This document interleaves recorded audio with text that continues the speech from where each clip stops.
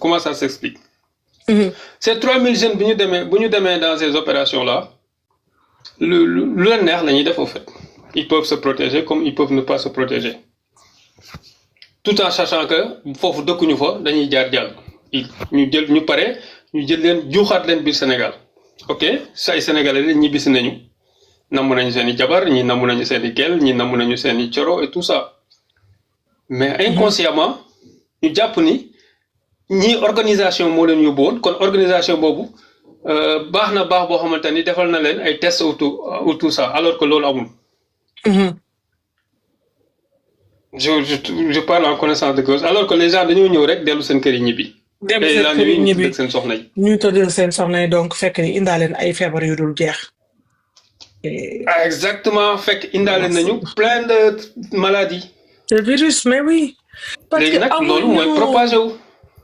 amuñu cette mentalité cette culture cette formatage boo xamante ni de protection parce que ñooñu jeunes yi ba ñu leen yóbboo ñu leen encadré la première fois lu leen njëkk a distribuer c'est des préservatifs jox leen ko nag wax leen expliquer leen. ils ont pas ce temps là. mais c'est pas. ils ont pas ce temps là. ils ont pas ce temps là. yow yaa war a conscient. yow en fait làqatu bi maanaam yow tu te dis que ni soo demee def test yaa ngi weer sa bopp parce que da ngaa dem test parce que am na loo ko def mais li nga fa def personne n'a t'a posé la question soo demee ci hôpital tu demandes dama demoon OPEX dama ñëw dama bëgg a def test avant may dem fekk ak suma soxna ñu defal le test ton sang est pur et sa deret dara nekku ci doolaat kenn mais dañ leen ñu bàyyi dans la nature. dañ leen bàyyi dans la nature c'est des dangers ay danger la ñu. waay bu yow nga dem jox sa jabar def seen blow def seen fête. waaw nga jox ko sa jabar. nga jox ko sa jabar après bu ñu demee ba ci biir. ñu gis ko ñu ne kii fan la war a jógee. et la personne au lieu mu poser wu la question dans le passé fi mu nekkoon. non day ne non est-ce que du madame bi ma demee sama ginnaaw. ouais. et bien voilà les enfants ñëw c'est ça c'est benn aspect la rek. benn aspect la beneen aspect bi aussi mooy. beneen côté bi mooy les immigrés yuy jaar ci bateau yi. mais am na ñoo xamante ni à Libye là on les viole. bien sûr. am na ñoo xamante ni ci désert bi nii. des hommes. oui mais bien sûr. après y a des malfaiteurs yoo xamante ni dañoo feebar ils ont le VIH/SIDA ils circulent. parce que feebar kii wuñu daanu wuñu dañuy circuler dañuy dem pour population bu vulnérable. mais ñu dund seen plaisir. waaw ñoom en fait y a des personnes yoo xamante ni ils le font exprès par aigri. oui parce que puisqu'ils sont ça ils vont essayer de le propager le maximum. parce que dañ naan am naa ko dama koy wàllaate man parce que y a des gens qui réagissent comme ça. li ma am il faut que parce que ils sont aigris c'est comme ça qu'ils voient les choses donc ils vont tout faire pour essayer de le propager le maximum. moo tax nag d'où c'est important et c'est urgent nos gouvernements puissent prendre leurs responsabilités et faire des campagnes man lii may moom laa nos organismes faire des campagnes et les organisations sociales les associations les organisations sociales mënoo nekk association culturelle éducative ci quartier pendant toute une année defuloo benn activité sanitaire maanaam defuloo prélèvement sanguine defuloo don de sang defuloo xooluloo yaramu nit ñi nga ne leen da nga leen dimbali loolu leen dimbale mooy da leen jox ceeb da leen jox diwlin da leen jox dëkk mais loolu nit ki bu wérul boo ko joxee ceeb ak añag rek ça sert à rien. ça sert à rien du tout ça sert à rien.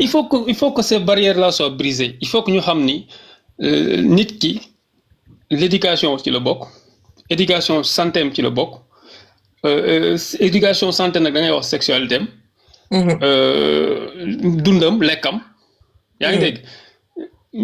même bopp bi metti ñu koy négliger c'est à voir dañ koy parce que gis naa koo xam ne bopp bi doon metti ñu yóbbu sëriñ fu nekk alors que insuffisance rénale la amee ba koy def ñu négliger ko ba mu dem ba phase boo xamante ni c'est waaw ñu ne ñun xamuñu woon mais bu loolu amee ci quartier nga nekk ci association da ngay ne def leen ndànk bopp yi metti yi nañ leen dem ñu koy xool. Et là, ça se passe par le sang, par des prélèvements sanguins. Il faut que tu puisses voir ce dret.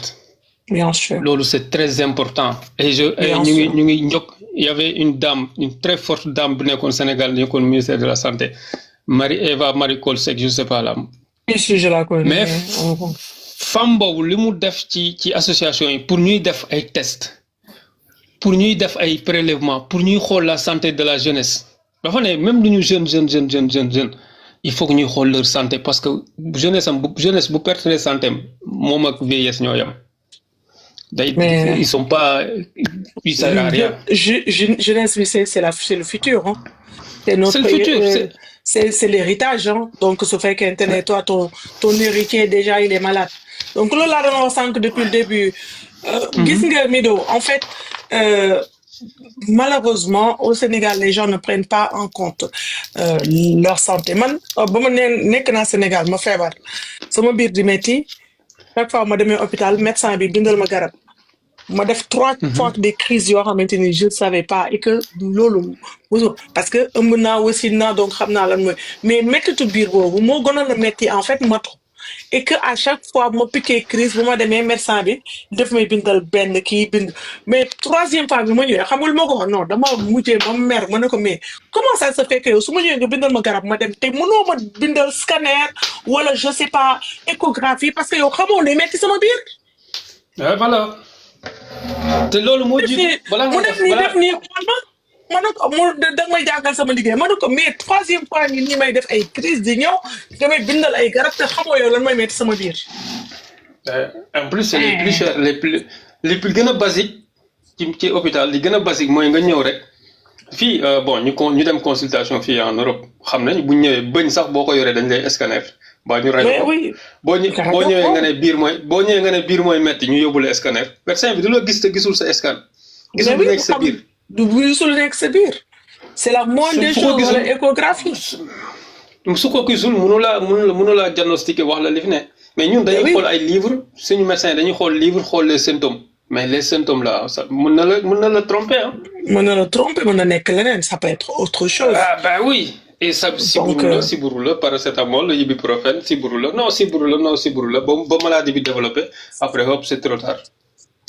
mais c'est dommage. loolu moo nekk suñu réew. malheureusement loolu moo nekk dans toute l'Afrique de l'Ouest loolu moo fa nekk. c'est dommage en tout cas merci ça fait plaisir soo bëggee nga des. comme ça nga tëj sa micro ma dalal ñaari. on reste à l'écoute. ouais merci beaucoup Mido. Abba my live. Abba. allo Abba my live. oui ça va. maaleykum salaam. ziar naa la. na nga lay delloo ziar. émission bi am na solo hein. merci beaucoup. waaw mais dama amoon quelques laaj rek yu ma bëggoon laajte. ñoo ngi lay dégloo. waaw parce que xam nga maanaam dafa am lu ma seetlu. comme feebaru sëy yi nga xamante ni daa bari loolu léegi ci dëkk bi. est-ce que wóorati na bon di am ay ñaar ba ñett ba ñeenti jabar parce que lu pour man mook am ñeenti gëla yama. mais parce que da ngay seq fii di seq fee di seq fële di seq fee. te yow kaat yi nga yor yëpp sax est-ce que maanu nanu tamit. gis nga loolu li nga wax ni c'est une question boo xamante ni perplexe bu am solo parce que démb rek doon naa wax que ne si feebaru sëy yi aussi jabar yu bëri aussi daf mën nañoo sax bañ a infidèle mais li ci aana bokkut ak kumba bokkut ak nogay bokkut ak kujja tu vois ce que je veux dire que ne on est 4 femmes yoo xamante ni qui sont différentes am na jigéen ñoo xamante ni il suffit que nga seq ak beneen jigéen rek ils peuvent prendre des infections. voilà. c'est pas seen organisme moo ko nangul tu vois ce que je veux dire. waaw léegi yow infection mën na nekk infection boo xamante ni peut-être ku jigéen kii nii dafa allergie par exemple le nylon mu sol sili bu nylon mu am infection. mu tere nekk infection tu vois yow nga dem nga seq ak moom nga jël infection kooku nga yóbbul ko sa beneen jabar d'accord voilà nga yóbbul ko kooku nga jóge foofu nga dem ci keneen xëy na kooku amul woon infection nga yóbbulaat ko beneen infection wala kooku am beneen infection nga ñëw tibbaat infection kooku bàyyilaat ko infection mu nekk ñaari virus yu bokkul nga yóbbuwaat ko feneen donc c'est un cercle vicieux boo mais xamante léegi ni ku góor ki moom mooy dem di tibb di indi di tibb di indi bu ci raxee nag boole ci ku góor ki peut-être fidèle wala une des femmes de tes femmes n'est pas fidèle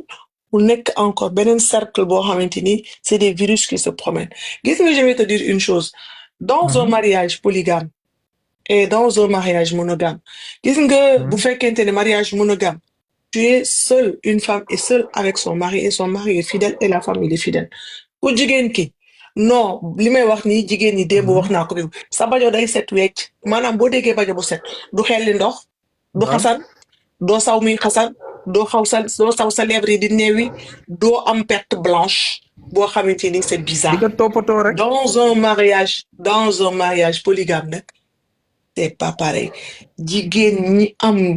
ay co-épouse li may wax nii bu fekkente ne du dëgg venez témoigner je vous li may wax nii je mets ma main sur le ni ñu koy waxee kii jigéen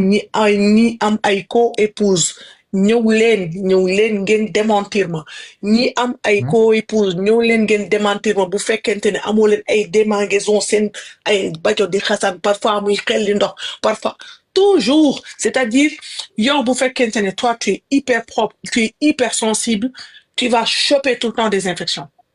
parce que t'as un homme boo xamante ni il est polygame day jëlee fee di indi fii mais c'est sale dégoûtant loolu nag mooy loolu mooy problème bi instant yi parce que yow da ngay gis ko am ñetti jabar wala ñeent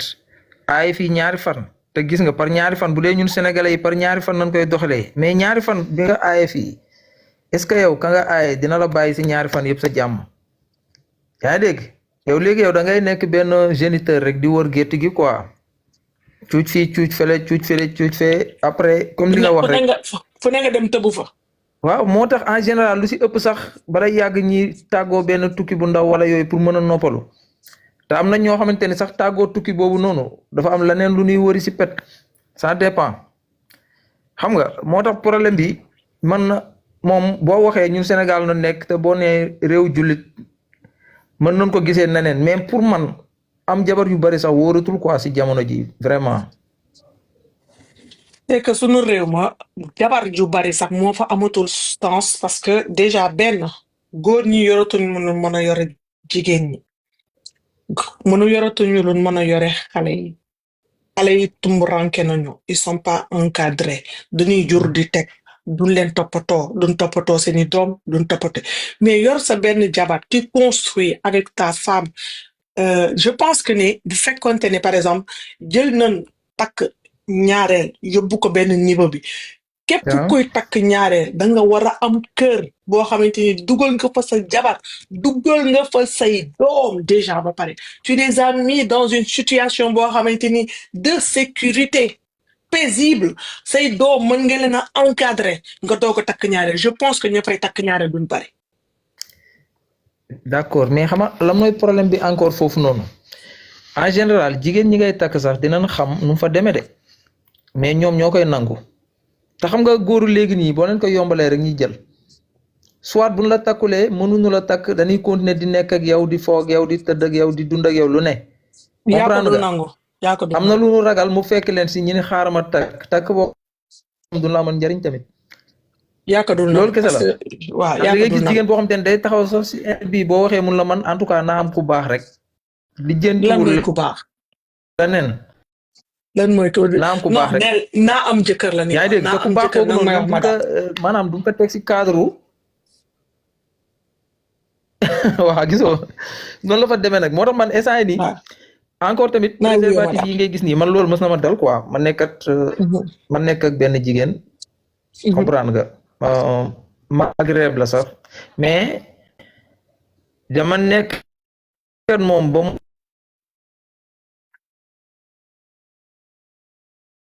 moment bi nga xamante ne maa ngi yëg sama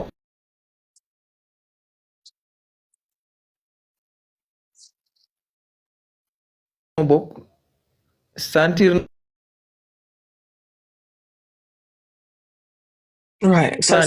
si moment boobu noonu ndekete affaire bi toj na man xaw ma si dara comprendre nga ma dem ba pare ba nit nii gis ni man te xam naa sax dal na sama moroom góor yu bari gis ni instant yi nii ndekete foofu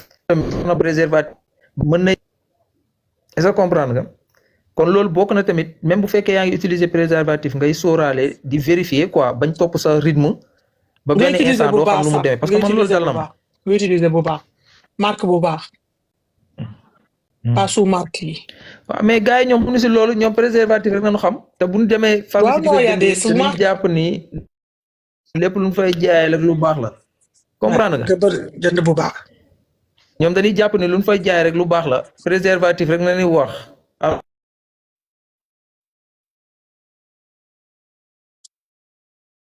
aba day coupé léegi baal ma bàyyi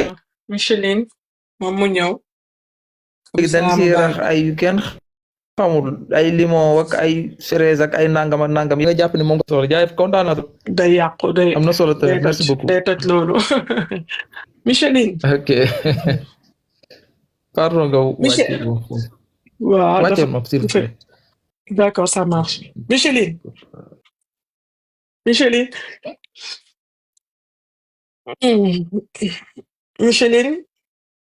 Micheline de ibbil micro il y a beaucoup de monde en bas mais mënuma leen jël yéen ñëpp parce que il faut que man damay dem liggéey donc loolu moo tax duma mën leen mën a jël bàyyi ma continuer échange bi juste avec Mido comme ça après Mido ouais donc am nañu bëri nekk ci suuf bëri di demander mais mënuma jël ñu ci des parce que après ouais mais aussi mais xam nga vas-y vas-y waaw xam nga actuellement dañu nekk ci monde boo xamante ni on est en train de subir les conséquences c'est-à-dire que actuellement nii les causes nit ñi dañoo xam nañu les causes on connaît les causes maintenant dañoo nekk di subir les conséquences maintenant pour ñu mën a résoudre le problème il faut que ñu dem à la source il faut que ñu dem xool lan moo ko waral te pour ñu dem xool ba lan moo ko waral il faut ku ci nekk personnellement comme li ñuy wax rek lépp la sécurité d'abord est personnelle la santé est personnelle l'éducation est personnelle c'est-à-dire nit ki yow yaay demal sa bopp yow yaay am ne man sama santé dama koy wéral ba mu wér ba pare su ko defee booy seq ak keneen li nga def sacrifice yi nga def ak temps bi nga def ak finance bi nga def ba am une bonne santé ki ngay seqal aussi da ngay dem nga xamal ko ni man priorité ci relation santé la mu wax la ni moom aussi santé la ngeen ne ko ngeen waxtaan ngeen dem def test bu ngeen defee test de prélèvement sanguin ku ne xam sa groupe sanguin déjà c'est important ku ne xam sa compatibilité maanaam si c'est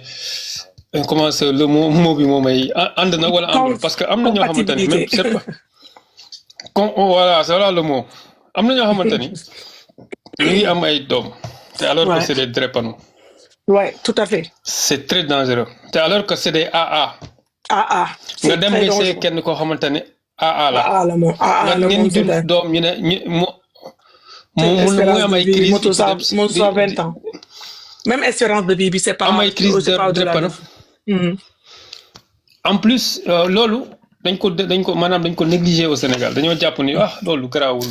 mbirum nasaraan la te alors que loolu dañ koy faj nit ki dañ lay wax ni boo nekkee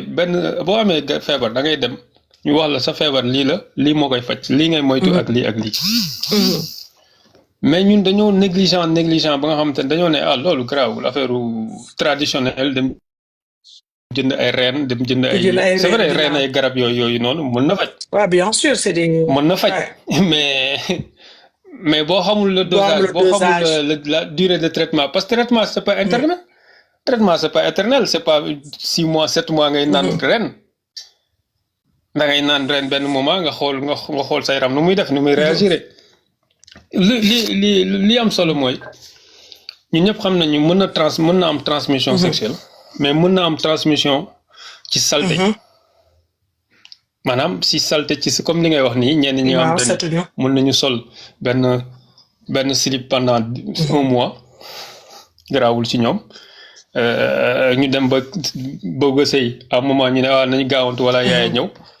gaawantu boobu wala yaay ñëw nga pare sëy nga génn kër kooku nga yaagee ak sperme bi ngay dox ak moom nekk ak moom di dem fu ne si microbe bi di yokk nga xëy feebar nga xëy am soppis comme ni nga doon wax am soppis wala am syphilis nga naan fan laa ko jëlee nga naan femme ba daa bon wala femme ba naan ku góor kaa bon te alors que yéen ko causé c'est des microbes c'est des bactéries c'est des microbes exactement c'est ça donc li ñu war a def actuellement man damaa tiit xam nga lu ma tiit ñu ngi ne on doit quitter dañoo war a jóge ci voie de sous-développement dem ci développement est-ce que xam nga ne un pays développé tey bu ñu exploité woon suñuy source ba commencé am alal ju bëri mais caga ji day gën a yokk de est-ce que xam nañu loolu xam ngeen ni tey xale bu demee ba mën a yor 10 000 francs di dox ak moom boîte lay dem wala mu dem uti lu bànneexum mais bu ñu préparé wul la jeunesse cette génération là du futur bu ñu leen préparé wul wax leen nii hey attention peut-être qu'on va vers le développement mais développement dafa am yoo xam ne bu mu àndal dafa am loo xamante ne daf ko àndal dafa am mentalité bu mu àndal dafa am éducation bu mu àndal exactement et loolu c'est à l'État c'est aux associations c'est aux groupements de femmes c'est aux associations éducatives et sportives ñoo ko war a commencer cultiver si xale yi d'abord ci la génération bi nga xam te ne dans 10 ans ñoom ñooy yor le pays on doit préparer nos jeunes on doit les éduquer sur beaucoup de choses aspect sexuel boobu ngay wax c'est très important on doit pas le négliger parce que aspect sexuel en plus ñu bañ a maa ngi jégalu ci dagg bi l'apparence est trompeuse nit ki mën na jekk physiquement gis nañ ko fi on a vu les femmes d'Haïti yi ñu fi indi woon yàggul dara ba Haïti amee problème gis ngeen femmes haïtiennes yooyu ñu indi woon dañ leen indi sans ñu xool leen seen santé bi ñëwee à l'université de Dakar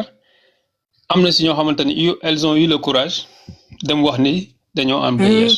parce que ci mbedd mi lañ leen foree woon te dañoo jekk nag ay femmes yu baax lañu te am na ñu leen fatoon am na des hommes politiques yoo xamante ni dañ leen fatoon di leen jox ay appartement loolu mën na au moment où muy am maanaam à l'année muy am mën na bañ am conséquence parce que dafa nëbbu mais xale yu fay judd doom yu fay judd ñoo nekk nii instant bi nii ñoom ñooy évoluer nii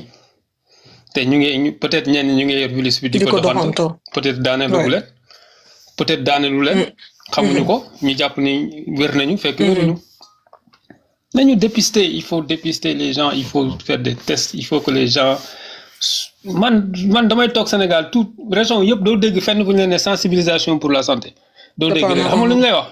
député yi dañuy politicien bi day ñëw fii kaa leen ñu dajaloo